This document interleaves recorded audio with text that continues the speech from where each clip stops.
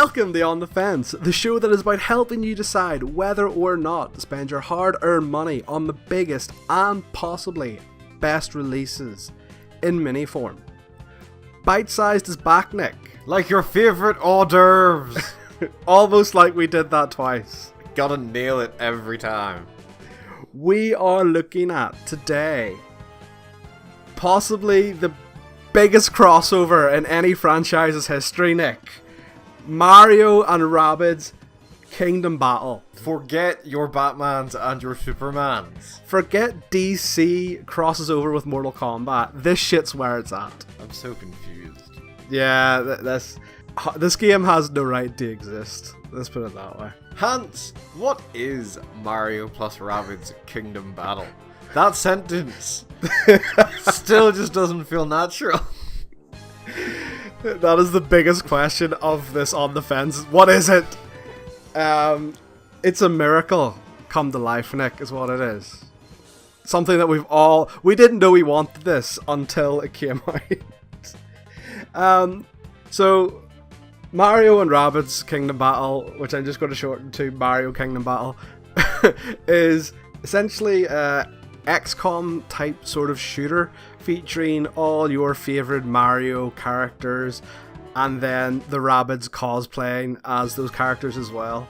It's a squad based shooter, and it's kind of divided up into your typical Mario-esque setup. So you've got your World 1, World 2, World 3, World 4, and then in each of those worlds you've got 10 acts. Each act is kind of like divided up into 3 or 4 battles, like skirmishes, if you will.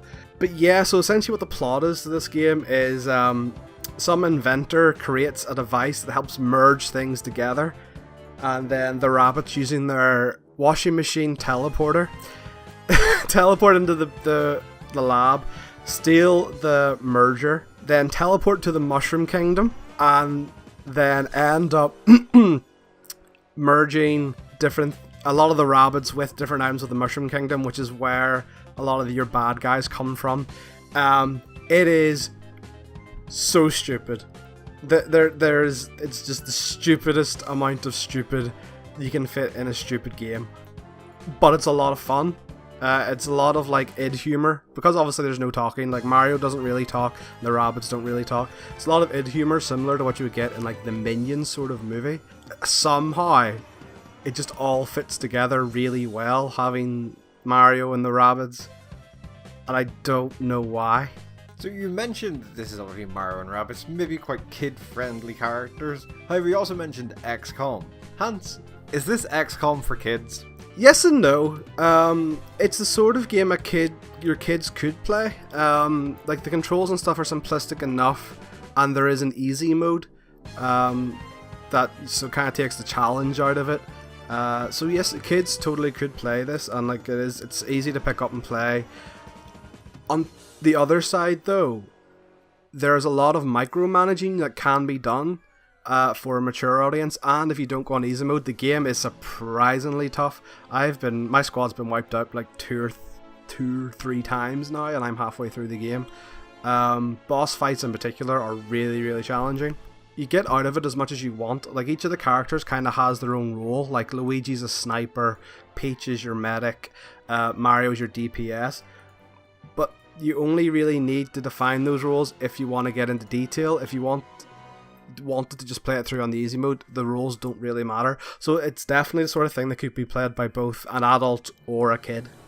Being on this new release Switch, Hans, how is this game technically, especially compared to in the dock versus handheld mode? So, in the handheld mode, it actually runs pretty smoothly. I haven't really run into any serious issues. On both, it looks fantastic, really nice. Between the way the world is designed and then also just the graphics, it all looks really nice. The one problem I do have when it's in the dock is during the fights, there's a tendency for frame rate drops, especially during times where there's explosions, or sometimes the camera will do like this big cinematic camera angles thing, and during those sometimes, depending what the action is or what's happening on screen, the frame rates can drop as well. So on the technical side, it's sturdy and solid enough, but there's one or two cosmetic hiccups here and there. Hans, if I was on the fence about Mario plus Rabbids Kingdom Battle, what would you say? I would say this game has no right to be as good as it is. Like, from all outside purposes, when you look at this game, you automatically go to, this is just some money grabbing crossover bullshit. There's no way they're actually going to make a good game out of this, but it's a really good game. There's a good challenge to it for gamers, or hardcore-esque gamers.